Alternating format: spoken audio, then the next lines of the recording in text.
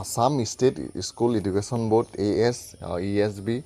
recruitment 2025ৰ ফালৰ পৰা এতিয়া নতুনকৈ ওলাইছে ভালেমানকেইটা পোষ্ট আৰু এই পোষ্টকেইটাৰ কাৰণে যদি আপোনালোকে আবেদন কৰিব বিচাৰে ইয়াৰ কাৰণে আপোনালোকে অনলাইন যোগে আবেদন কৰিব পাৰিব 7 জুলাই 2025লৈকে আৰু পদকেইটা ওলাইছে আপোনালোকৰ Assam state school education board ASSEB ফালৰ পৰা আৰু ইয়াৰে আপোনালোকৰ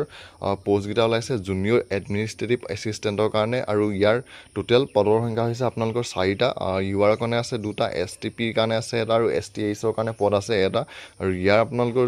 যোনটো মাহিলী দৰমহা হয় মাহিলী দৰমহাত থাকিব 18,000 টকা আৰু যদি আপোনালোকে এই পদকেইটাৰ কাৰণে আবেদন কৰিব বিচাৰে আৰু ছেকেণ্ড আপোনালোকৰ আৰু এটা বিভাগত পদ ওলাইছে জুনিয়ৰ এডমিনিষ্ট্ৰেটিভ এছিষ্টেণ্ট কাম প্ৰগ্ৰেম এছিষ্টেণ্টৰ কাৰণে আৰু 3 নম্বৰতে ওলাইছে আপোনালোকৰ জুনিয়ৰ এডমিনিষ্ট্ৰেটিভ এছিষ্টেণ্ট একাউণ্টেণ্ট এছিষ্টেণ্টৰ কাৰণে তো আপোনালোকৰ টোটেল 3টা বিভাগত এই পদকেইটা ওলাইছে আৰু এই পদকেইটাৰ আবেদন কৰা আপোনালোকৰ এজ লিমিটটো হ'ল 21 বছৰৰ পৰা আপোনালোকে 38 বছৰলৈকে আবেদন কৰিব পাৰিব